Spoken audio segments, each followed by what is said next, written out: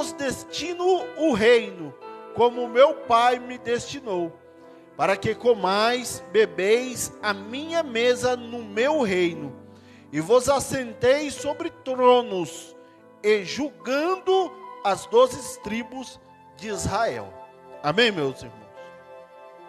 Aqui, onde que nós acabamos de ler, é a última ceia do Senhor, presente conosco. E se você parar e olhar, você vai ver que os primeiros versículos que eu li aqui no capítulo de número 22, vai falar sobre Judas Iscariotes e os principais da sinagoga. Ali, meu irmão, eles estavam em Jerusalém. Nessa época do ano, Jerusalém estava lotada. Imagine só você a 25 de março, no final do ano. Tu já sabe como que é, né? O Brás é cheio. Só doido vai lá. Cadê os doidos que vão lá? Irmã Ivanilde, irmã Lígia, Débora, missionária Débora. Lotado. E os sacerdotes, eles queriam o quê? Eles queriam matar Jesus. Por quê? Porque eles tinham inveja de Cristo. Porque todo mundo tinha ele ou como um grande profeta, ou já tinha reconhecido ele como Messias. E isso prejudicava muito os fariseus, porque além de todas as coisas que eles faziam, eles eram muito vaidosos. Para eles, eles eram os mais santos, e não existia ninguém mais santo do que eles. E eles procuravam uma ocasião para fazer isso, mas o quê? Sem chamar a atenção de ninguém. Porque o povo tinha um sentimento muito profundo por Cristo, ou por reconhecer que ele era Deus, ou porque considerava ele como um grande profeta. Aí o texto vai dizer o quê? Que Satanás entrou em Judas. Para aqueles que não acreditam em possessão demoníaca, ele entra em Judas. Mas por que que ele entrou em Judas e não entrou em outros? Difícil responder. Mas uma coisa você pode ter certeza: se ele entrou, é porque ele achou uma brecha para ele entrar, uma porta aberta para ele entrar. Porque se a porta tivesse fechada, ele não teria como entrar. E ali, eles planejaram, eles fizeram um plano para poder matar Jesus. Na cabeça de Judas, eles só iam pegar Jesus e prendê-lo, mas o plano dos sacerdotes era o quê? Era matar Jesus Cristo. O plano de Satanás sempre foi esse: acabar com Jesus Cristo, acabar com os judeus.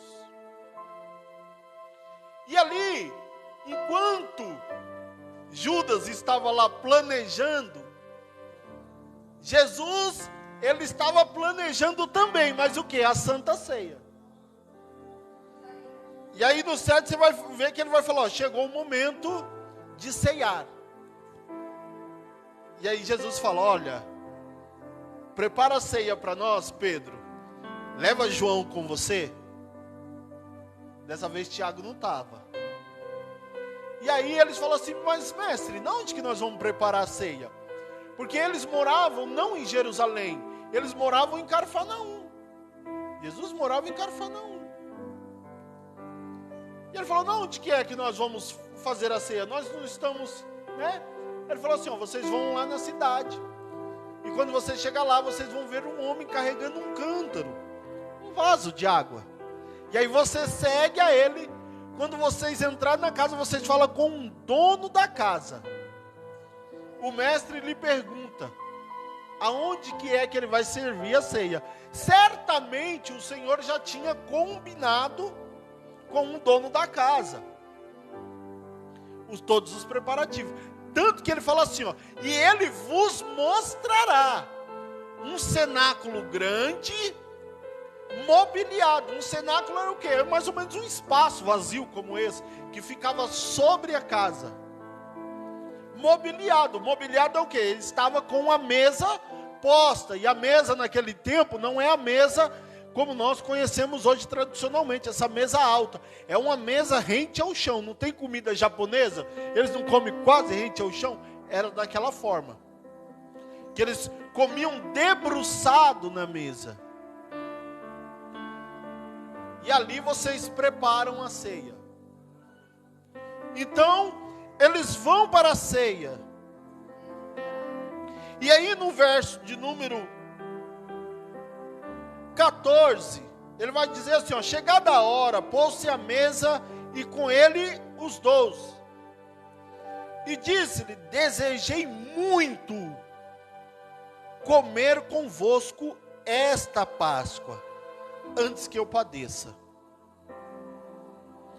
Você vê que ele fala, desejei muito comer esta Páscoa. Não que as outras não tivessem significado e não importância. Não é isso. É porque aquela que ele estava vivendo naquele momento, era a Páscoa que antecedia o momento de sofrimento, o momento do sacrifício. Então ele sabia que aquela seria a última. Antes que ele sofresse tudo o que ele tinha que sofrer, até que um dia, e esse dia está perto, ele voltaria e nos levaria para ceiar com ele no alto céus. E aí, meus irmãos, Jesus, ele pega o pão, pega o vinho, e ele faz toda aquela cerimônia com os seus discípulos. Você vê quem está na mesa são os discípulos, são os apóstolos. Jesus não chama a mesa todo mundo. Ele chama a mesa os discípulos. Lá no 22, se eu não me engano, deixa eu ver, 21, ele vai falar assim, ó, mas a mão do que me trai está comigo na mesa. E aí o que acontece? Um começa a indagar. Sou eu, Senhor? Sou eu, Senhor? Sou eu? E Judas também fala, sou eu, Senhor? Ele falou assim, tu o dizes. Você percebe que não é Jesus que acusa ele? Jesus não apontou ninguém. Mas quando Judas fala, sou eu, Senhor? Ele fala, tu o dizes. Ele falou assim, é com a tua própria boca que você está confessando.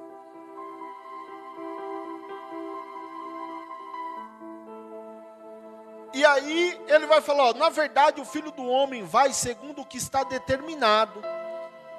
No 22, mas ai daquele homem por quem é traído.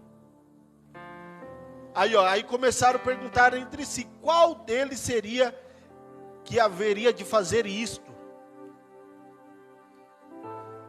Presta atenção, olha o texto. Iria acontecer.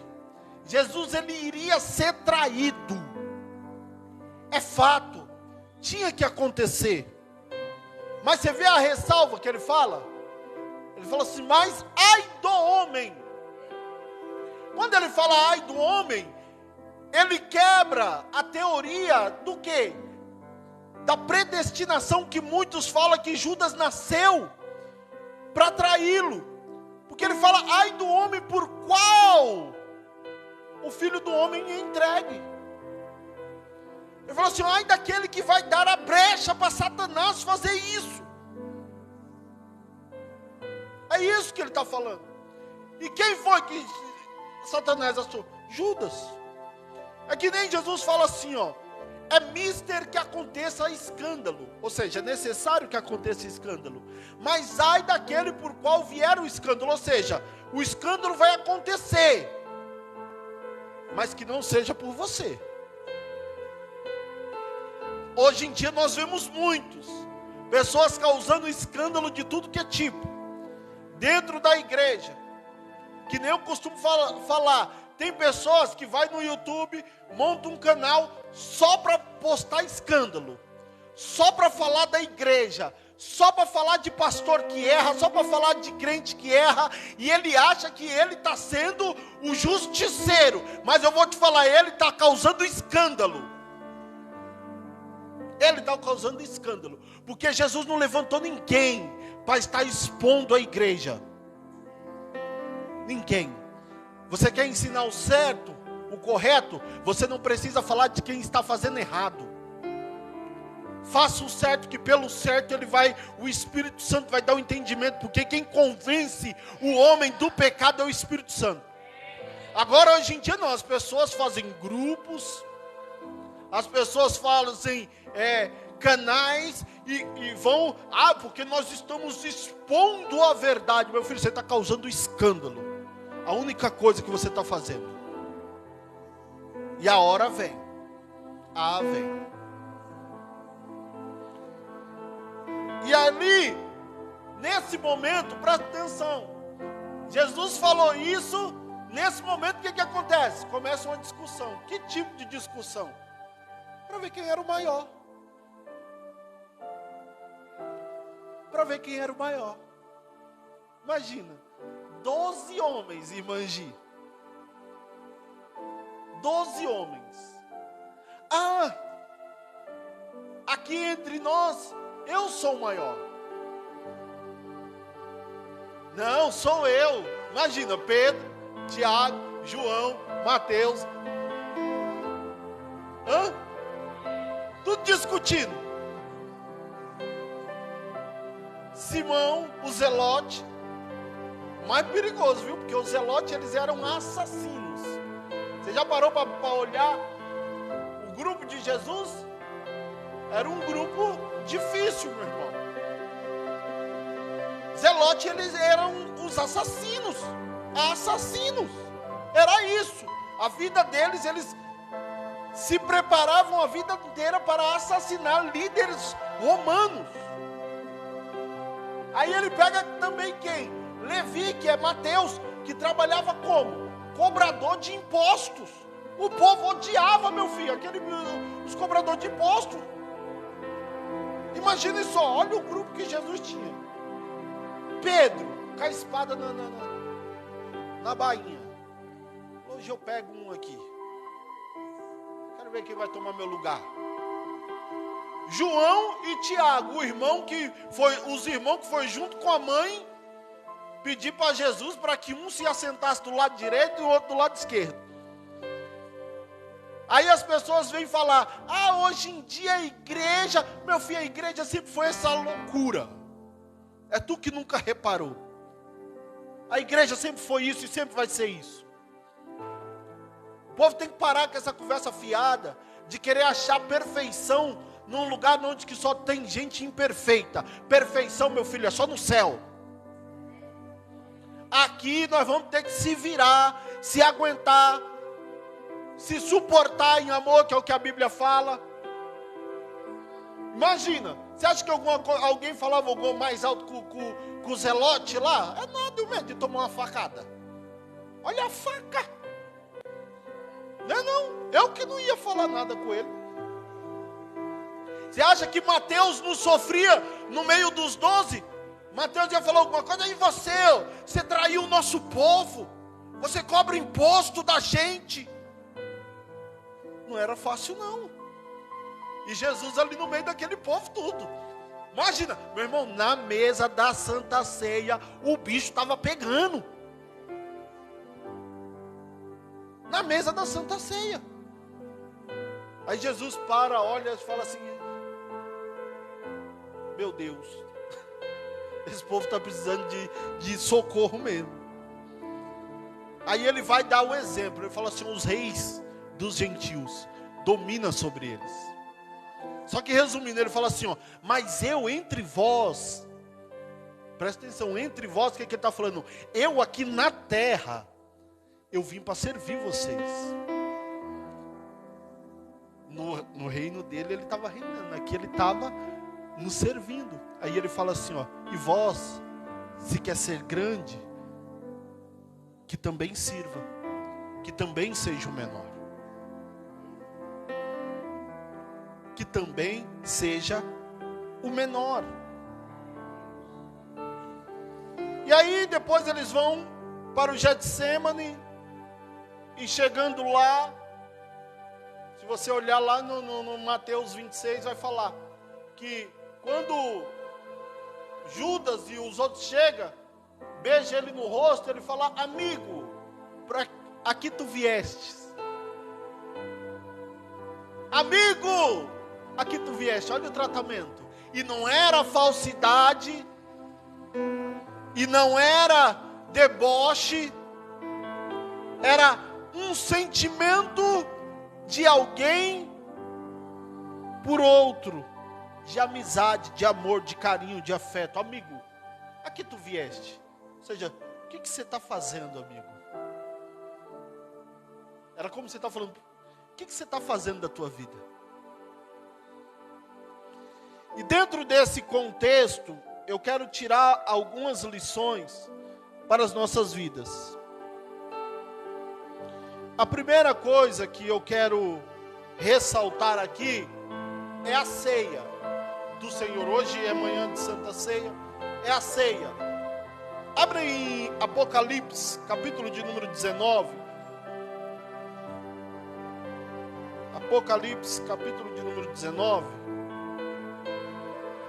E o verso de número 9 também.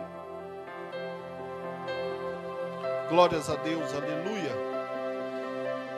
Apocalipse 19, último livro da Bíblia, e o verso de número 9.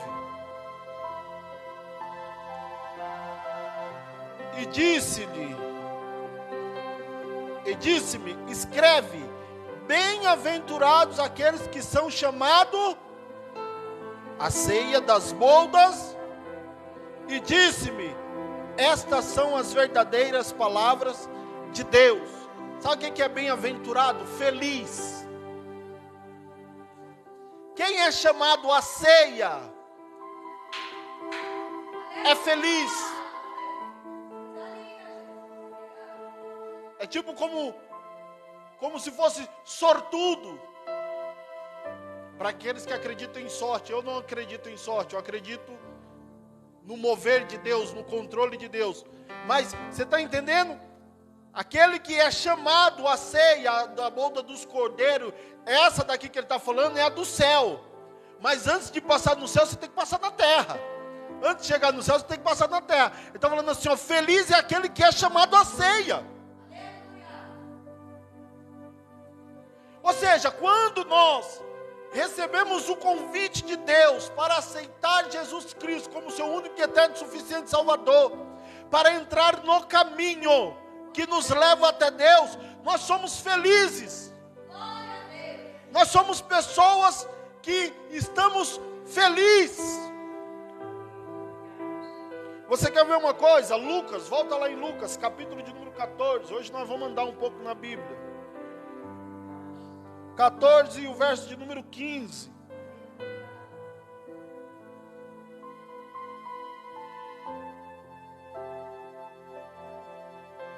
Lucas 14, 15. Diz assim, ó: e ouvindo isso, um dos que estavam com ele à mesa disse-lhe: bem-aventurados o que comer o pão do reino de Deus. Quem é o pão? Jesus Cristo. Eu sou o pão da vida. Então, meu irmão, não é qualquer um que é chamado, e não é qualquer um que tem o prazer de estar na mesa e comer do pão. Não é qualquer um que tem o prazer de ter Jesus na sua vida. E aí você olha muitas vezes, você olha, cadê o povo na Santa Ceia? Sabe por quê? Porque não valoriza o que tem. Não reconhece o sacrifício do seu Deus. Se você continuar lendo essa passagem que nós lemos no 14, lá no 24, verso 24 vai dizer assim, ó: porque eu vos digo que nenhum daqueles varões que foram convidados provará da minha ceia. Qual que é isso aqui? É o pai de família que fez as bodas e mandou chamar o povo. Só que o povo não foi. Um dizia: eu comprei um terreno e preciso ver. Eu acabei de casar e preciso estar com a minha noiva. Eu comprei uma junta de boi e preciso experimentar. Aí ele não vem, ele manda chamar qualquer um que está à beira da estrada e que queira vir. E aí no final ele fala isso: aqueles varões que foram chamados, de forma alguma sentarão. Por quê? Porque preferiram estar nos seus próprios negócios, resolvendo as suas próprias coisas, ao estar na presença do rei. Isso aqui está fazendo menção, é claro, dos judeus e dos gentios, que somos nós. Que os judeus negaram a Jesus e nós o aceitamos. Mas isso aqui cabe perfeitamente no tempo que nós estamos vivendo, aonde que as pessoas preferem qualquer coisa a do que estar na presença de Deus. Tem desculpa para tudo. Ah, eu estou cansado. Ah, eu estou trabalhando muito. Ah, o meu marido, eu preciso ficar com ele. Ah, o meu filho, a minha filha, o meu neto. Tem desculpa para tudo. Mas eu vou te falar uma coisa: vai rejeitando aqui que ele vai te rejeitar no céu. Vai negando ele aqui, porque chegar naquela grande hora, ele também vai te negar diante dos anjos de Deus. Meu irmão, uma oportunidade. Eu duvido eu duvido. Se o rei Charles, o filho da rainha Elizabeth, mandasse um convite na tua casa, falava assim: eu estou te convidando para um banquete real, se tu perdia. Ia postar na hora o convite no Face. Pedi até roupa emprestada, meu filho.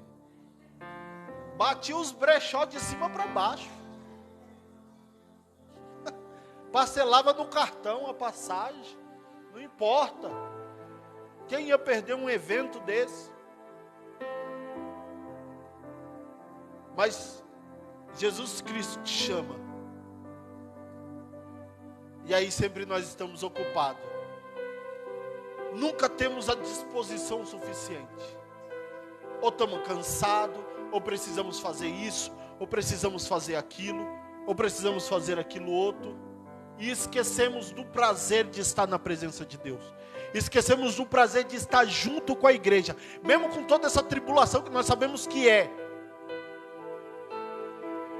Porque nós só somos igreja quando estamos juntos. Eu não consigo ser igreja sozinho. Tem gente que fala: eu sou a igreja. Meu filho, tu é um analfabeto bíblico. Porque você só pode ser igreja quando você está em comunhão com os outros. Porque nós somos o corpo de Cristo. Cada um aqui é um membro do corpo. E o corpo só se forma quando estamos todos juntos. Porque se você está separado, você não é o corpo.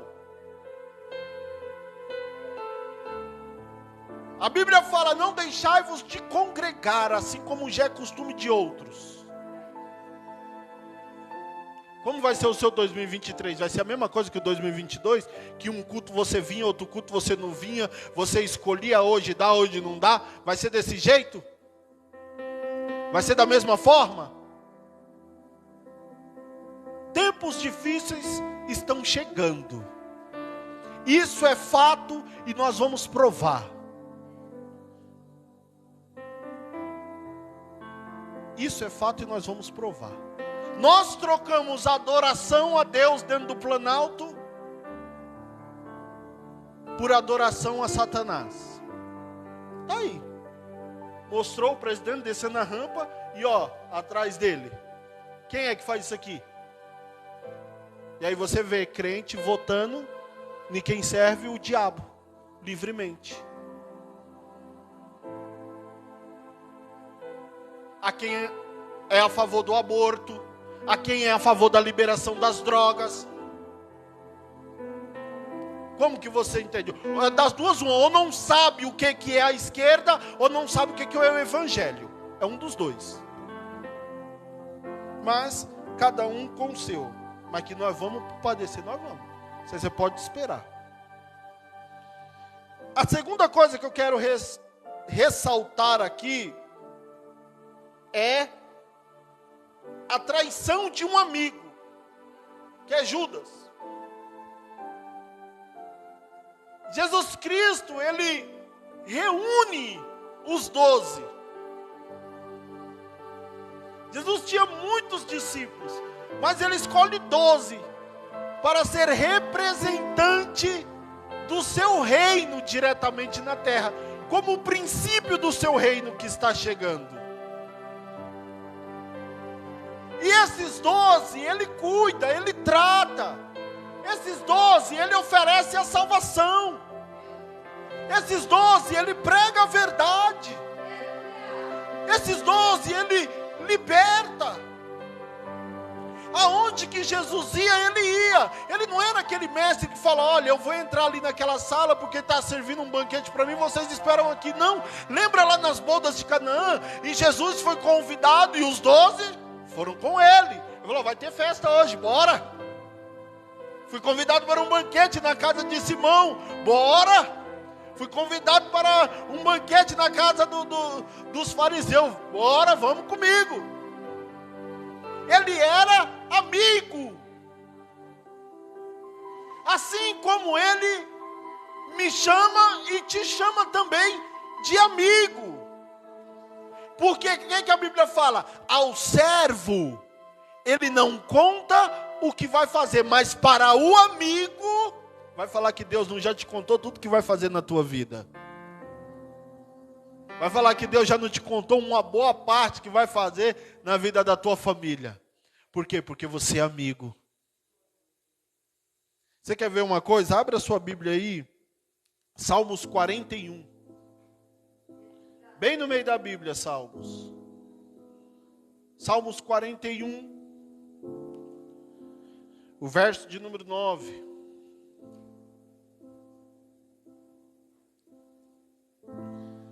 Oh, glória, aleluia. Diz assim, ó: até o meu próprio amigo íntimo, em quem eu tanto confiava, que comia do meu pão, levantou contra mim o seu calcanhar. De quem que ele está falando aqui? Judas. E esse salmo foi escrito quanto tempo antes? E aí, vamos lá no 26 de Mateus. Hoje nós vamos andar na Bíblia, meu irmão. 26 de Mateus.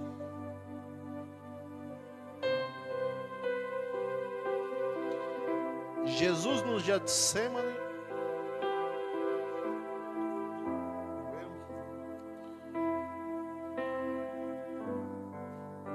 O verso de número 50. O 49, ó. E logo aproximando-se de Jesus, disse: eu te saúdo, Rabi, e o beijou. E logo se aproximando de Jesus, disse: eu te saúdo, Rabi, e o beijou. Jesus, porém, lhe disse: amigo, a que vieste? Ele vem, ó, como um cordeirinho, né? Coisa mais linda, fofinho. Ninguém percebe, os que estão em volta ninguém percebe. Ele pega Jesus e dá um beijo. Eu te saúdo, Rabi. Rabi quer dizer mestre. Eu te saúdo. E dá um beijo. Jesus fala assim: amigo. Imagina o olhar de Jesus de amor. Amigo, a que tu vieste? É como se Jesus está falando assim: amigo, por que você está fazendo isso? E aqui, muitas vezes nós nos enquadramos no lugar de Judas com os nossos pecados. E Jesus falando para nós: por que você está fazendo isso? Por que você está vivendo assim? Porque lá na frente Paulo vai falar assim, que quando nós pecamos, nós crucificamos de novo a Cristo. Quando o pecado é consentido, Quando nós queremos e fazemos sabendo que é pecado, nós estamos crucificando de novo a Cristo. Aí o Espírito Santo fala: amigo, por que você está fazendo isso? Por que você está indo por esse caminho? Meu irmão, quem já foi traído por amigo? Quem já foi traído por amigo? Eu já fui, muitas vezes. Eu tenho certeza que todos nós. Qual foi o sentimento quando você foi traído pelo seu amigo? Estou falando amigo, não estou falando colega não, estou falando amigo. Amigo é diferente de colega, é diferente de conhecido. Amigo é aquela pessoa que a gente se identifica, amigo é aquela pessoa que a gente confidencia, amigo é aquela pessoa que anda na nossa casa, amigo é aquela pessoa que é como um irmão. É uma pessoa que você quer conversar, você vai na casa dela, você manda mensagem, não é? Estou falando amigo. Qual é o sentimento quando a gente é traído por um amigo? A primeira coisa é a surpresa, né? Só que Jesus ele não poderia se sentir surpreso porque ele sabe de todas essas coisas. Mas gente, não acredito. Você não quer acreditar que aquela pessoa... Eu lembro uma vez, eu ganhei um amigo de verdade com Jesus Cristo. E ele começou a congregar na igreja, ele começou a ter algumas funções na igreja. E nessa igreja que nós congregávamos, eu tinha uma posição muito elevada, porque eu estava desde o começo, sempre fiz muitos trabalhos dentro da igreja. Então, eu tinha uma palavra muito forte. Estava acontecendo algumas situações dentro da igreja que me envolvia a liderança da igreja. Um dos líderes da igreja me chamou para uma conversa. E quem foi testemunhar na conversa? Que eu cheguei lá no fundo da igreja, num culto, me chamaram no meio do culto. Na hora que eu cheguei lá, quem era?